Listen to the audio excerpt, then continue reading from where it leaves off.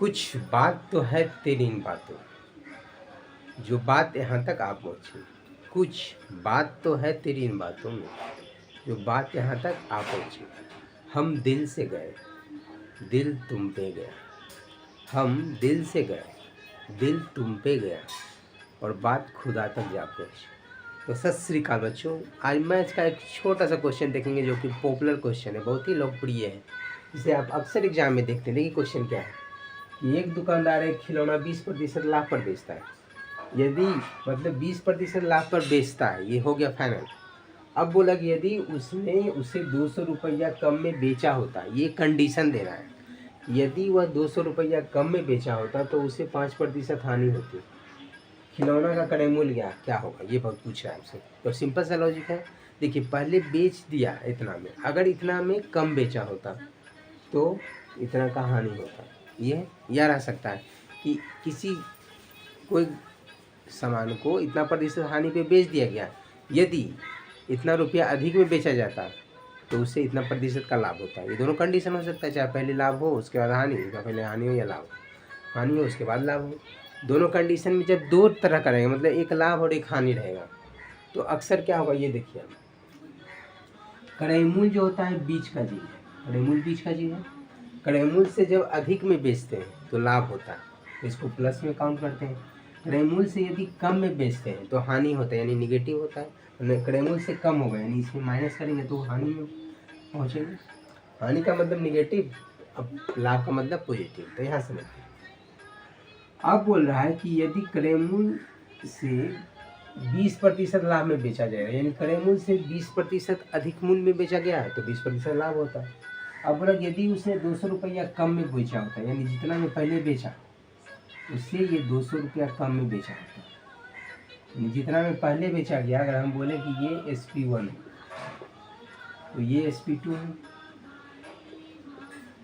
ये SP2 है, ये SP1 है, ये SP2 है। पहले से 200 रुपया कम में बेचा जाता है, यानी इसका यहाँ से यहाँ तक का दूरी मान लेंगे तो 200 रुपया। इससे ये कम कितना है तो 200 रुपया, दोनों का डिफरेंस कितना, 200 रुपया। तो बोला गया कि 5% हानि होती है, यानी यहाँ हानि होता है, यानी इससे क्रय मूल्य से भी कम हो गया। अब यहाँ से यहाँ अगर हम टोटल डिस्टेंस देखें, जैसे यहाँ CP है तो यहाँ से यहाँ तक आएंगे तो 5%, यहाँ से यहाँ आएंगे तो 20%। तो परसेंट में अगर हम देखें कि SP1 और SP2 के बीच में गैप कितने का है, तो 5% और 20%, यानी 25%।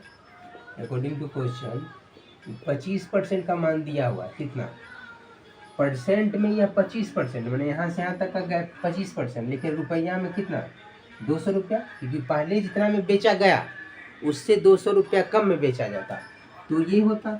तो इस दोनों के बीच का गैप कितने का, 200 रुपये का। तो 25% रिप्रेजेंट करता है 200 को, 200 रुपये। तो यहाँ से 1% कितना होगा, 25 8 200, यानी 8 गुना 1% का मान 8। तो आपसे CP पूछा गया, तो CP अपने आप में होता है 100%।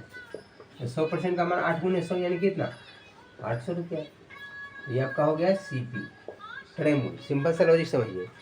यदि यदि जैसे खिलौना को 20% लाभ पे बेचता है, अगर ये 200 रुपया कम में बेचता है, यानी इससे यह 200 रुपया कम में बेचता है तो उसे 5% की हानि होती है। यानी SP1 यदि 20% लाभ पे बेच रहा है तो दूसरा कंडीशन बोल रहा है कि 5% हानि होती है।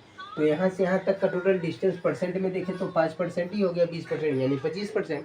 लेकिन अमाउंट में 200 रुपया, इससे यह 200 रुपया कम में बेचता तो 25% का मान 200 रुपया, तो 100% का मान 800 रुपया। So simple.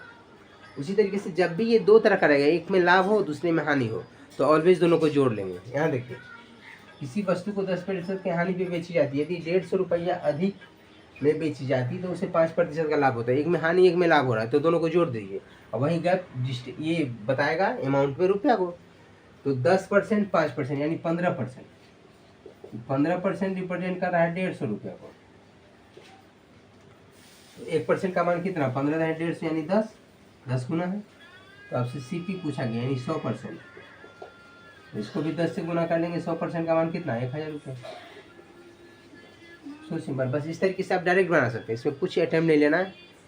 जब भी इस तरह का रहेगा, एक हानि हो रहा है एक लाभ हो रहा है और इतना अधिक या इतना कम बेचा, तो बस परसेंट दोनों को जोड़ लेंगे उसको बराबर कर देंगे अमाउंट में, यहाँ से 100% निकालेंगे। सो सिंपल, 1% का मान निकला उसमें 100% निकालेंगे। तो इस तरीके से आप इजी वे में क्वेश्चन को सोल्व कर सकते हैं। तो फिर हम लोग मिलते हैं नए कंसेप्ट के साथ नए वीडियो में। Thank you so much.